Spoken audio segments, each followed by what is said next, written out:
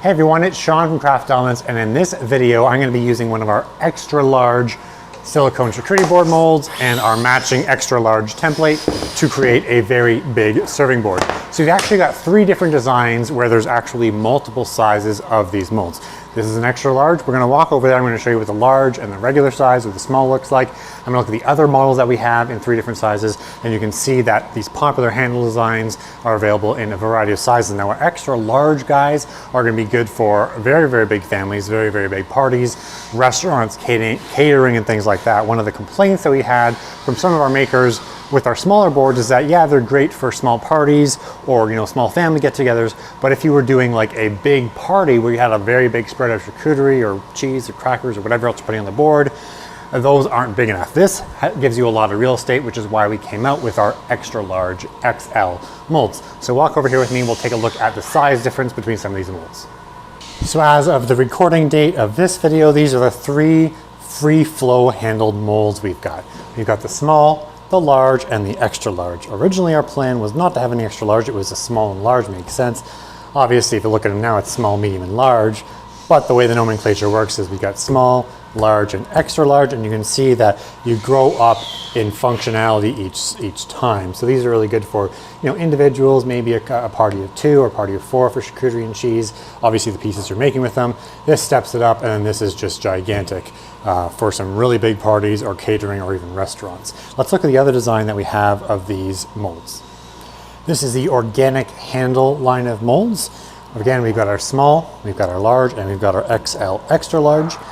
Now for all these molds we have templates, but in the case of the organic handled molds, we offer the templates for the handles. We do have a template for this full board plus a handle, but for these guys it's just the handle template. So it's just the upper portion of the mold that we have a template for, because all you have here is a rectangle, and if you're using these, I'm going to suspect you probably don't need a template to make a straight cut, because you probably should know how to do that.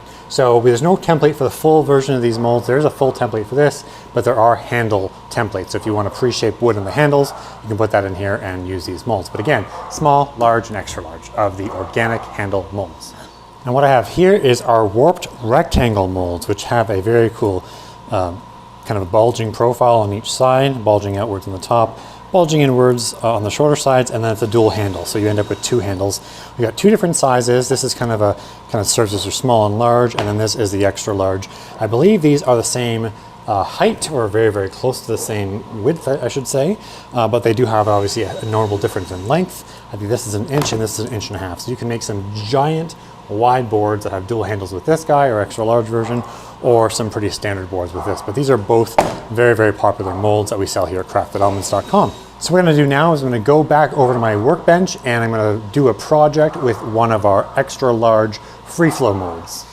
So as I said a bit earlier, we do have the matching templates for these molds. So in this case, this is the extra large template, there is the large template, and here is the small template. Same kind of shape, that free flow design handle, but you can see the notable difference besides or between them. And these templates have currently a plastic cover on them. They are normally a clear acrylic template once you peel the plastic off. So the process here is, if you want to use the router template to pre-cut the wood to fit in the mold exactly, that's what these templates are for. You can use a template by itself to make a solid wood or wooden resin board if you've already got a wooden resin piece, and use this template to shape it. Or you can use the template to pre-shape a portion of the wood to sit in the mold, which is what I'm going to be doing today. Generally what I use these templates for, because I usually make wood and resin hybrid pieces, which I'm sure you probably do too if you're looking at our molds. So I'm going to put this mold aside, but the way this works, it's pretty simple. You're going to go ahead and grab your template and lay it out basically however you'd want it to end up with on your finished piece. Now normally when you've got the plastic off of these, they're clear, so you can actually see the wood and exactly what it's going to look like. I don't really need to do that right now. I kind of know how this is going to work. And I'm going to go ahead and trace around the template and then cut this wood out roughly before I take it to the router table. Now you'll notice that I'm actually having this template off the side of the wood. Generally when I use these templates to make wooden resin pieces, I make the handles out of resin because it's so much easier. You can use this this and basically, shape the entire thing, including the handle, out of wood, and it will fit in the mold. But I find it just doesn't give the same effect, and you definitely have resin seepage around the handle of the wood, which is easy to clean up, and I have actually a video on YouTube I can link below that shows you how to do that, but I just prefer not to do it. So whenever I'm using these templates, I usually keep the more complex parts, otherwise known as the handles, kind of off the wood, and I leave that to be filled with resin. So I'm gonna go ahead and just kind of do this. And once I've traced this out, I'm gonna go over to my saw of choice, whether it be a scroll saw or a bandsaw or using a handheld jigsaw or whatever combination of that. And I'm gonna cut this out just outside the line. I do not wanna cut on the line. I wanna cut out, at most a 1/4 inch outside the line, because the actual mimicking of this wood and the template is gonna happen with the router table and the router bit.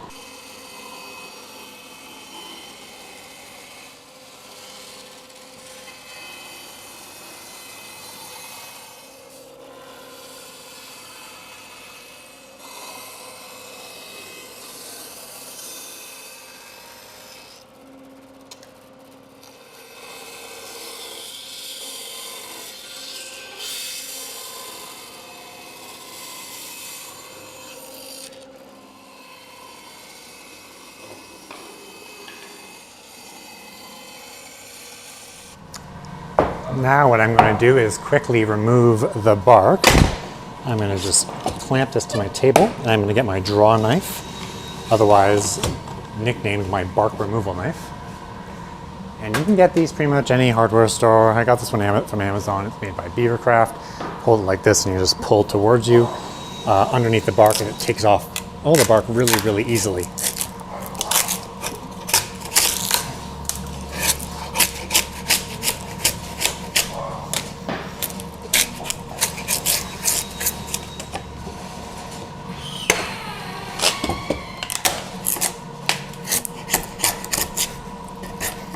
Last thing I'm going to do is take a low grit sandpaper, like an 80 or maybe even 120, and get rid of the rest of this excess.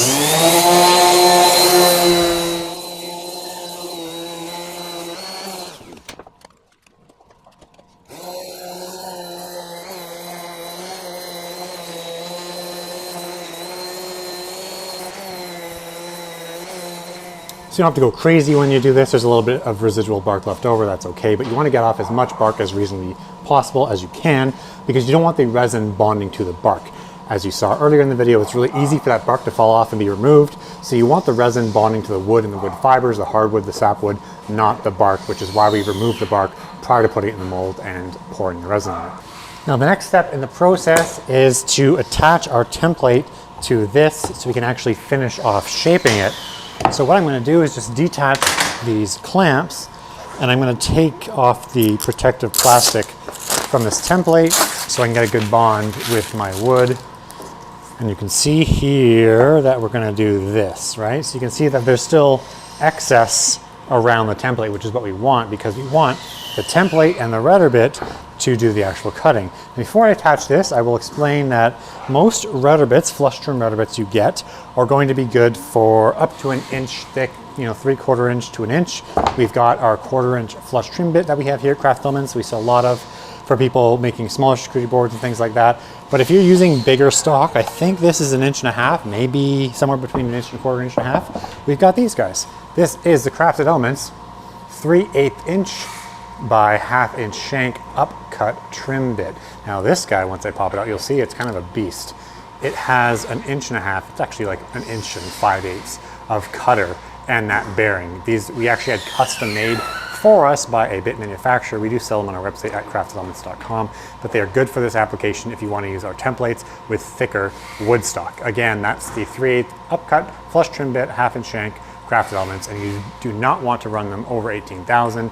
Any of these bits really over 18,000 have a chance of breaking. So there's actually a couple ways to attach this template to the wood.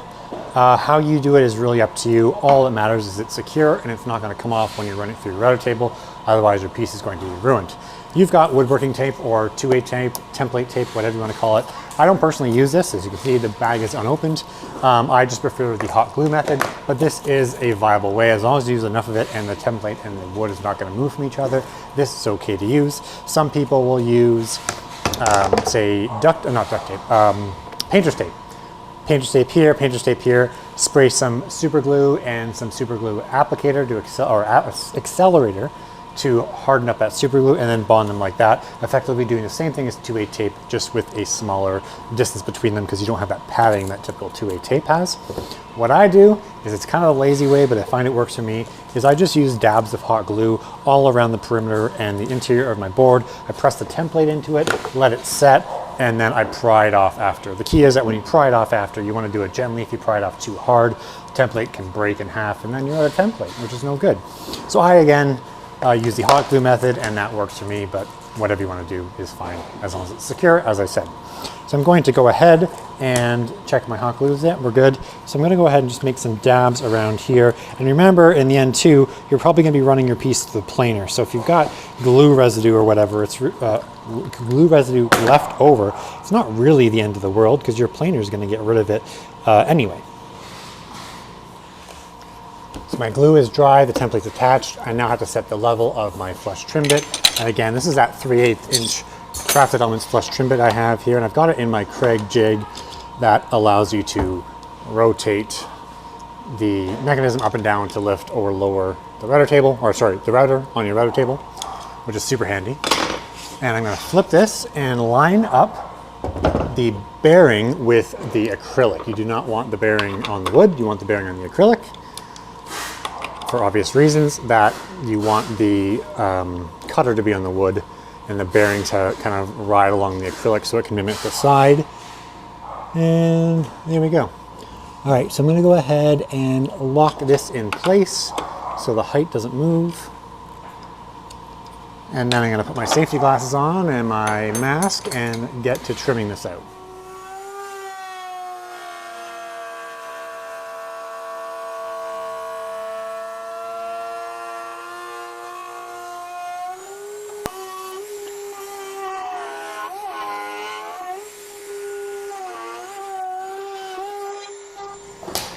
You'll see what I've done here is that the template and wood now perfectly line up flush because that router bit took care of taking off all the extra material, which is kind of why you use these router templates. I'm going to go ahead and attach this guy.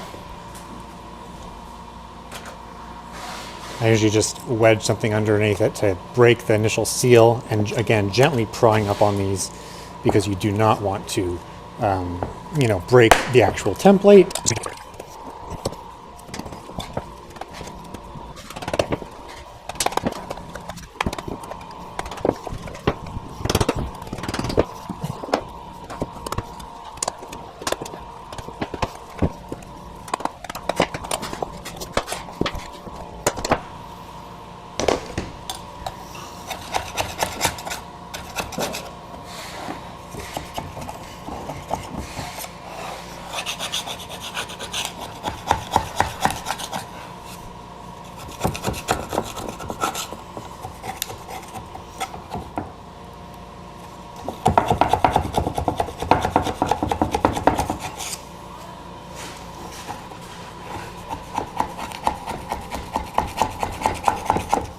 I'm gonna admit that this time around I probably put a little bit too much glue on it because that was a lot more work than it usually is, but live and learn.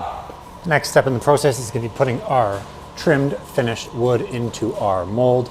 Before that, we're going to use our mold release. Mold release is imperative for any silicone molds, not just ours, and it will increase the life of your mold and prevent the epoxy resin from sticking. Generally, with mold release, you can expect 20-30 uses out of this mold with the proper mold release and cleaning in between, taking care of the mold. If you don't use mold release, you can easily damage the mold in the first or second try. So I highly recommend mold release. We sell this on our website, but you can also get it from Amazon and other craft and sculptural suppliers. But I'm going to go ahead and just put my mask on and spray this mold down thoroughly.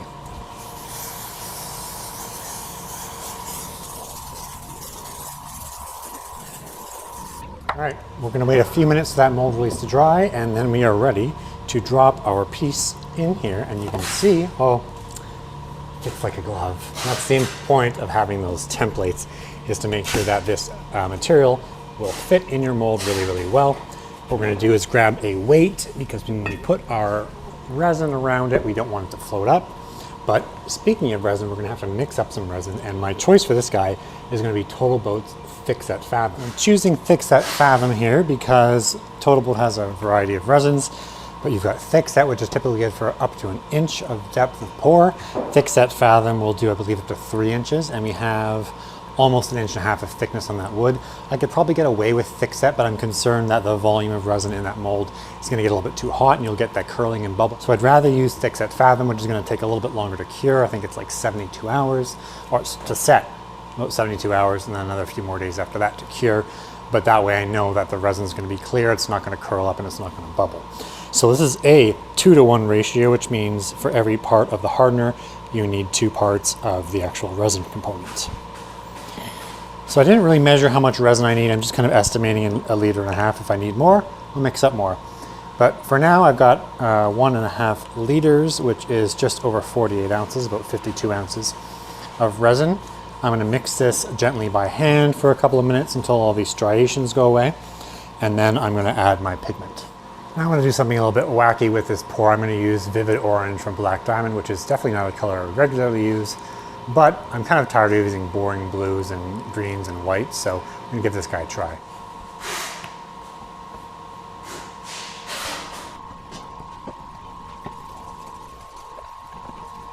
One of the mistakes I see people that are new to resin making is just improper mixing. And I don't just mean using the correct ratios and mixing them well, but going to the bottom of your cup or barrel or bucket or whatever you're using and scraping the bottom, scraping around the sides. Because what happens is you put one component in, then another. If you've got an excess amount of components of, say, the hardener or the resin at the bottom, you're not gonna have a proper mix. So you wanna make sure you take your stick or whatever you're using to mix, get the bottoms, get along the sides, make sure you've got a really thorough mix throughout, and that'll avoid you having pits in your resin that are unset and preventing you from needing to, say, move this to a different cup to make sure it's thoroughly mixed. I just make sure that it's mixed right the first time in the same cup or barrel or bucket and go from there. You may also notice with this particular piece that it's a little bit warped, and I don't really care, because what's going to happen, the resin's going to fill in all the gaps, and then after we're going to run it through our planer, or if you have a CNC or slab leveling mill or whatever, anyway. So it doesn't really matter. I don't need to plane this. I could plane this piece of wood and make it dead flat to put in here first. I don't really care, again, because the resin's going to fill in the gaps and I'm going to plane the entire thing anyway. But the one thing you want to make sure is that your mold is on a very flat, level surface. Flat being the key, because if you've got a table with a cup or a bow in it, you're going to have that in your mold as well, because it is silicone, it is flexible, it's rubber, it's going to kind of contour to the shape of your table. So make sure you have a flat, level surface to do something like this on. So I'm going to go ahead and just pour my resin in. Again, we've got the mold release in, we've got the wood in, and I don't even have to fill this all the way up to the top. I kind of eyeball the amount of resin I needed. If it doesn't come all the way to the top of the wood, it doesn't really matter, because keep in mind, like I said earlier, the thing is going to go through the planer and we're going to lose probably a 1/4 inch, 1/8 of an inch to a 1/4 inch to the top. But in this case, I did a pretty good estimate, and we are literally right at the cusp of the top of this wood, which I think is a success.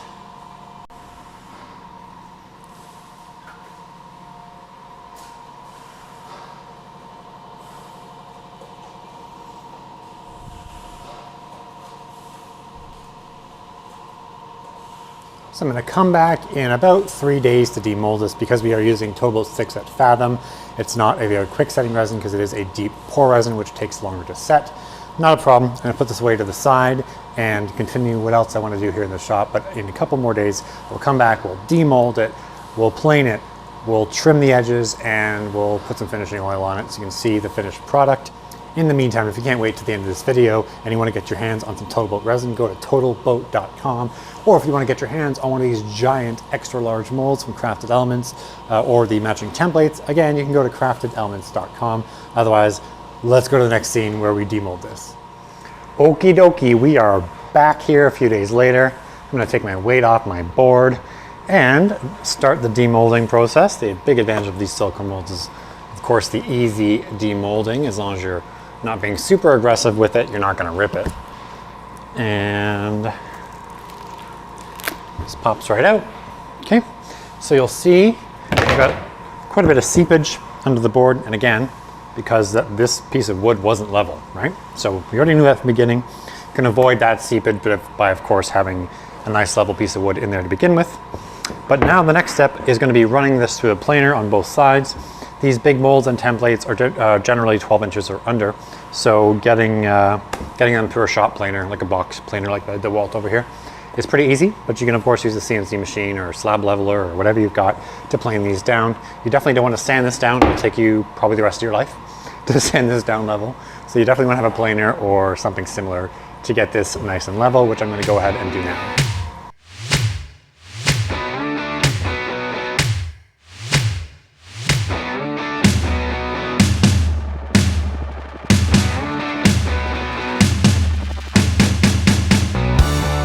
If you're paying close enough attention, you'll notice a bit of a problem here.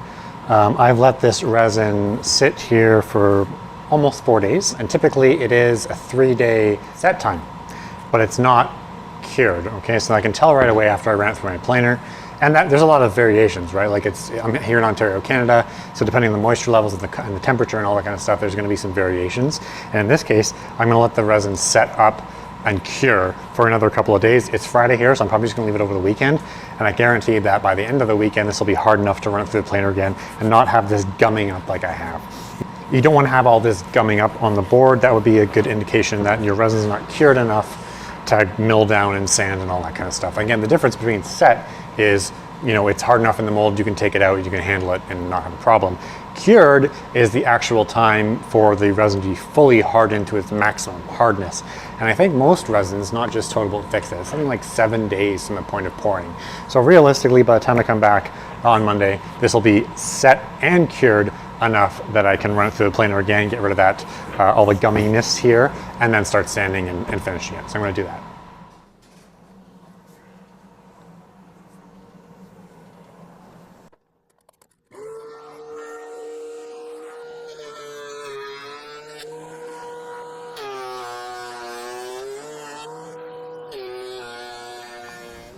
Okay, so I've run this through the planer again, and you can see it's not all gumming up. You've got that nice, dry, staticky resin, and the finish came out a lot nicer out of the planer.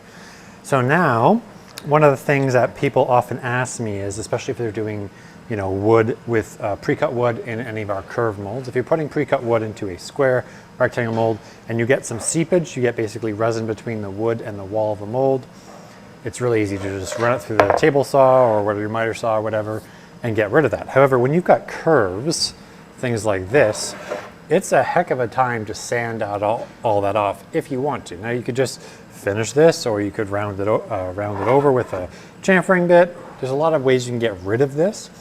But my cheat method, I actually made a video on it here on the channel.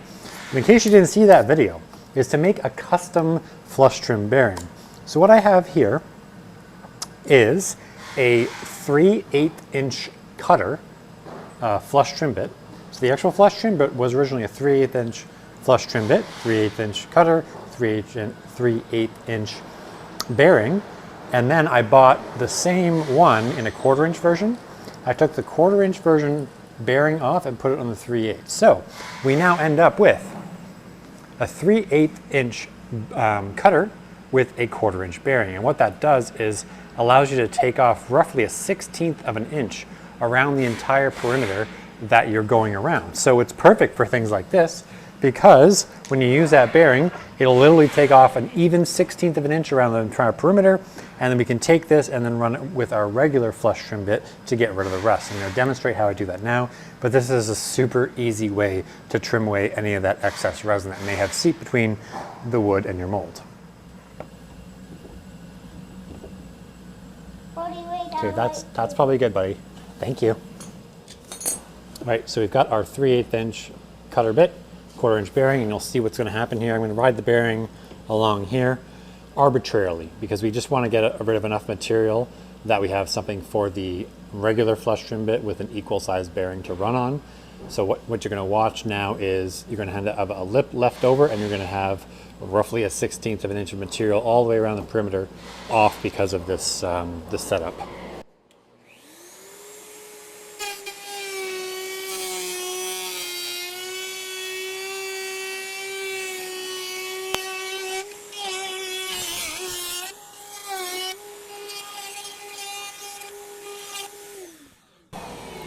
So you can see we've accomplished what we wanted. We got rid of all that resin that was in between the wood, or at least the vast majority of it.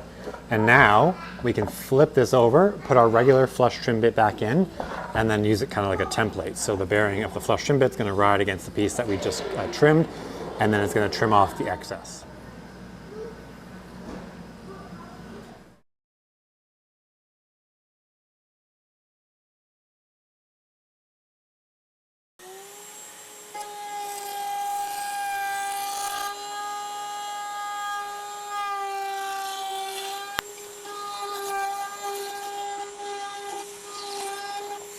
All right, so that's done. We used our fancy modified trim bit. Now I'm going to go and take this next door, because I've got a chamfering bit on my redder next door, and I can get a nice chamfer around the edge, and then we'll sand it up and get it sealed.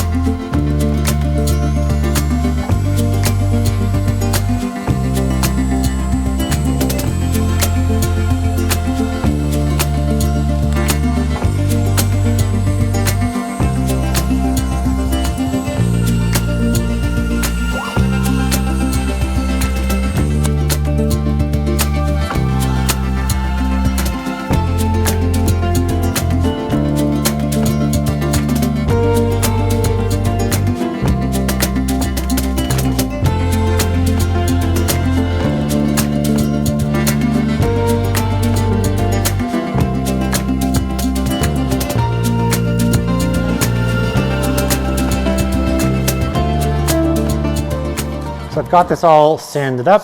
I went up to 220, and usually what I do at the 180 or 220 grit point is I start to introduce water. I find that, you know, when you're taking the sandpaper, whether it be whatever grit it is, once you get a lot of friction and it heats up, you kind of get this like melting of the resin. You get this like gummy stuff, and you can make marks in it and stuff. So that's just what I find. I find that adding some water cools down the sandpaper, cools down the resin. It's not for the wood. The benefit's for the resin. I mean, you have some water popping of the wood and pops of grain and all that kind of stuff. But in terms of keeping the resin cool and making it easy to sand, I like to add a little bit of water, not a crazy amount, to the resin after I hit that 180 to 220 grit point, all the way up to whatever I'm finishing. So if I'm going up to like 3000 grit, I will do water the entire way to that point. I usually don't sand it that much, so I will go to 220, 320. That's satisfactory for me. Some of you guys want crystal clear resin. Go for it. That's some commitment there. That's not something that I have the time for. So like I said, I got to 220, and I've got my Total Boat wood honey. This is one of my favorite products to use here at Crafted Elements to finish our boards.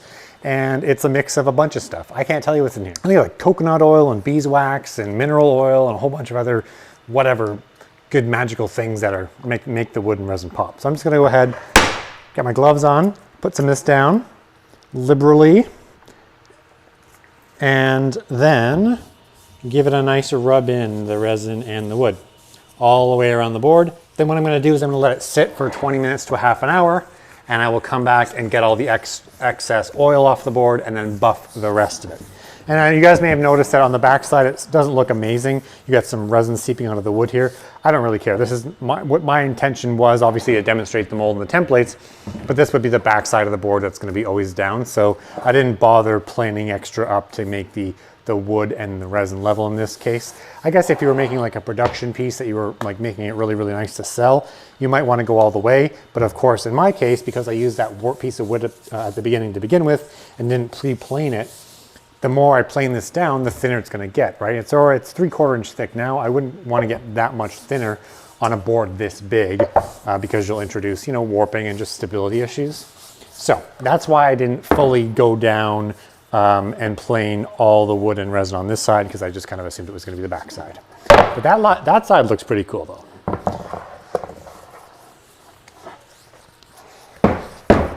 All right, we got good coverage everywhere. Got the Total Boat wood honey. And like I said, we'll leave that for 20 or 30 minutes. I will come back, I'll buff it off, and that will be a completed project. Well, the project is done. I'm just rubbing off all the extra oil here and kind of giving it a hand buffing with some shop towels. And I think it turned out pretty good.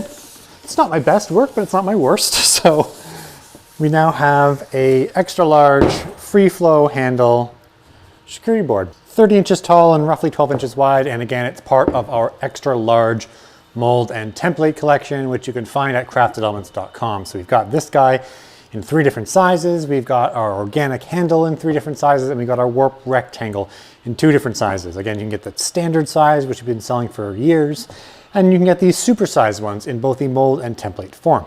So if you're looking to make some very big charcuterie boards this season, or really anytime for a big family or restaurants or clients that have, you know, big charcuterie needs, craftedelements.com, you can get your mold and template. All right, guys, thanks for watching. We'll see you later.